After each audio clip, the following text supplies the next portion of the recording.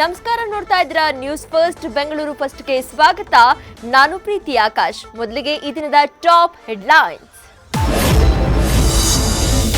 ರಾಜ್ಯ ರಾಜಧಾನಿಯಲ್ಲಿ ಒಂದೇ ಕುಟುಂಬದ ಮೂವರ ಸೂಸೈಡ್. ಕರೆಂಟ್ ವೈರ್ ಹಿಡಿದು ಆತ್ಮಹತ್ಯೆಗೆ ಶರಣಾದ ತಾಯಿ ಮಕ್ಕಳು.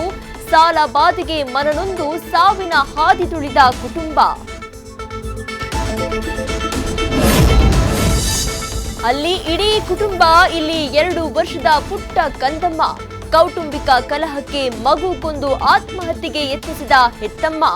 ಗಂಡ ಹೆಂಡತಿ ಜಗಳಕ್ಕೆ ಬಲಿಯಾದ ಕೂಸು. 1.5 ವರ್ಷದ ಲವ್ಗೆ ಎಳ್ಳು ನೀರು ಬಿಟ್ಟ ಯುವತಿ.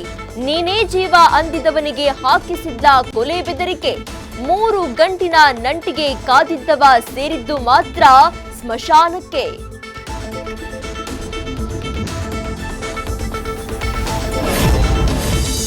ಬೆಂಗಳೂರು ತಹಶೀಲ್ದಾರ್ ಎಸಿ ಕಚೇರಿಗಳಲ್ಲಿ ಹೆಚ್ಚಾದ ಕರಪ್ಷನ್. 30 ಲಕ್ಷ ಲಂಚ ಪಡೆದು ಕೆಲಸ ಮಾಡಿಕೊಡದ ಆಫೀಸರ್ಸ್. ರೊಚ್ಚಿಗೆದ್ದ ಸಾರ್ವಜನಿಕರಿಂದ ಬೆಂಗಳೂರು ಉತ್ತರ ಎಸಿಗೆ ಕ್ಲಾಸ್.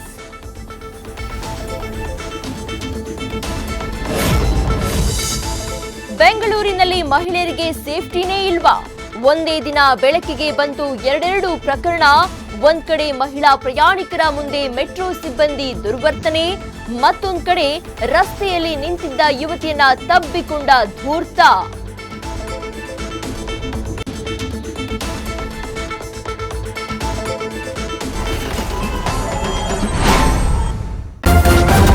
ನ್ಯೂಸ್ ಫಸ್ಟ್, ನಿರ್ಭೀತಿಯಿಂದ ನಿಮ್ಮ ಪರವಾಗಿ.